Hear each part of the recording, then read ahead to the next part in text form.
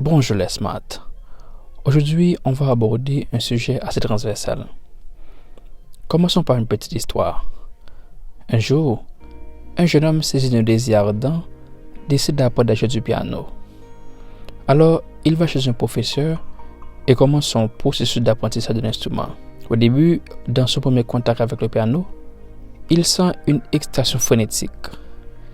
Il commence à s'imaginer déjà devant une grande audience, venant le voir en spectacle, costumé devant son piano et produisant des mélodies à couper le souffle. Mais bien vite, il se rend compte de la maladresse qu'il a pour bien taper le clavier. Il veut faire quelque chose, mais ça doit faire autrement. Il n'a pas encore de l'automatisme et n'arrive pas encore à faire le lien entre son cerveau, ses doigts et le clavier de l'instrument. Et parfois, il y a aussi des pédales que ses pieds doivent actionner. Il découvre vite qu'apprendre à jouer du piano n'était pas aussi facile et amusant comme il l'avait imaginé.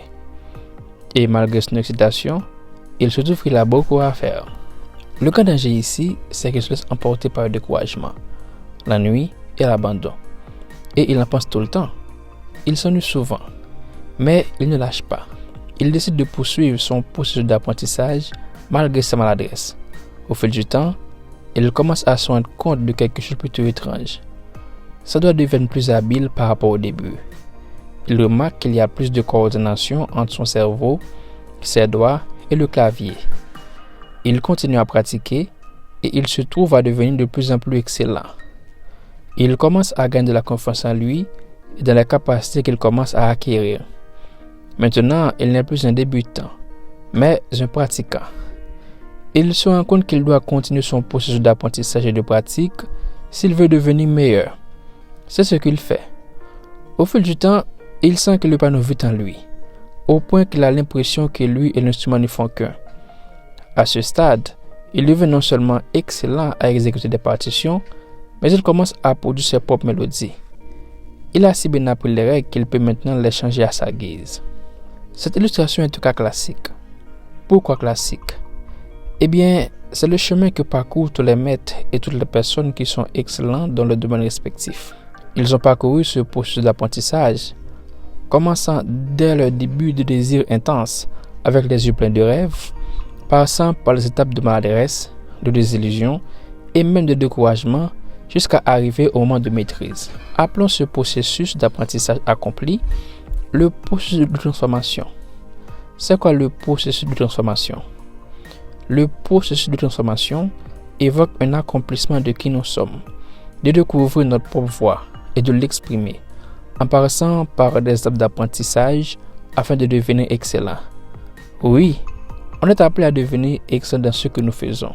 Cela veut dire de bien faire ce que nous sommes appelés à faire. Notre propre voix. Quand je parle de notre voix, je ne parle pas de quelque chose de divin ou d'un quelconque appel venant de notre supérieur. Non. La voix d'une personne est l'inclinaison naturelle que cette personne éprouve face à un objet, un domaine ou une activité en particulier. C'est un penchant naturel. Comme dans l'illustration précédente, le jeune homme a éprouvé un sentiment inexplicable face au piano et tout ce qui le motivait, c'était de pouvoir jouer l'instrument. Et comment une personne peut connaître la voix qui est la sienne? Découvrir votre voix consiste à repérer ce qui vous attire naturellement. Cela peut être quelque chose pour lequel vous ne vous lassez jamais, quelque chose pour lequel vous ressentez un penchant, peut-être inexplicable. C'est une part qui peut se révéler difficile pour nous tous, en raison de différents obstacles, tels nos parents, par souci de bonne foi, tendant à nous dicter ce que nous devons faire, sans tenir compte de nos penchants naturels. Il y a aussi notre entourage qui nous influence et nous attire vers ce qu'il estime être la norme. Ce sont des facteurs contre lesquels nous devons résister et écouter ce qui est en nous. Comme vous pouvez en déduire, les penchants naturels se manifestent principalement pendant l'enfance. Si vous faites une introspection dans votre enfance, vous pouvez vous rappeler de ce que vous preniez du plaisir à faire étant enfant. Cela peut être votre voix. Par exemple, on raconte qu'à l'âge de 5 ans, le père du petit Albert Einstein lui a offert un compas comme cadeau. Le petit a été transformé à la vue de l'instrument, avec son aiguille qui bouge quand il change de direction. Il ne cessait de se demander qu'est-ce qui fait que l'aiguille bougeait. Toi et moi, nous savons que c'est une force invisible, le champ magnétique. Eh bien, voilà comment le petit Ashtar a trouvé sa voie dans la physique. Une fois trouvé votre voie, vous devez accumuler des capacités pour pouvoir vous exprimer. En d'autres mots, vous devez apprendre. Et c'est là un processus rigoureux, lent, confus et ennuyant. Oui, cela prend du temps. Maintenant, parlons un peu de l'apprentissage. Le processus d'apprentissage est une appellation de la période et la façon dont vous allez acquérir les informations, connaissances ou savoir-faire du domaine pour lesquels vous vous sentez de l'action. Pourquoi je parle de période? Eh bien parce qu'il faut du temps.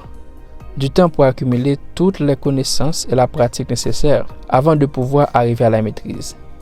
Il est dit que Mozart a commencé à produire ses chefs-d'œuvre après 10 ans de composition. Maintenant, parlons de la façon.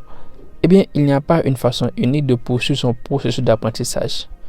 Vous pouvez suivre les cours dans un cursus classique. Vous pouvez avoir un professeur ou un mentor. Vous pouvez également être dans l'autodidactie. Un seul aspect est universellement commun, de la pratique. Toujours et encore de la pratique de votre activité. Lorsque votre processus d'apprentissage est accompli, vous deviendrez un maître dans votre domaine. Vous serez en mesure de dépasser les personnes qui étaient vos professeurs et vos mentors.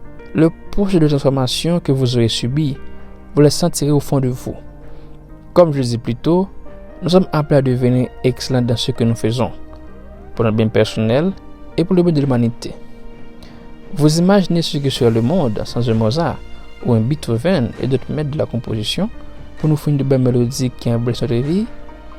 Imaginez un monde sans un Einstein ou d'autres grands cerveaux qui se sont donnés pour mission de devenir excellents dans leur domaine. Que serait notre existence d'aujourd'hui sans leur héritage? Ce sont là des exemples parmi tant d'autres. Tous les domaines qui existent, des plus simples aux plus complexes, ont des grands hommes et femmes qui sont excellents et qui contribuent à rendre nos vies meilleures.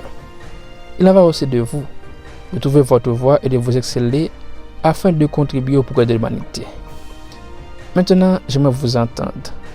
Avez-vous déjà reconnu votre voie et commencé votre processus de transformation? Partagez avec nous votre expérience. Rendez-vous dans les commentaires.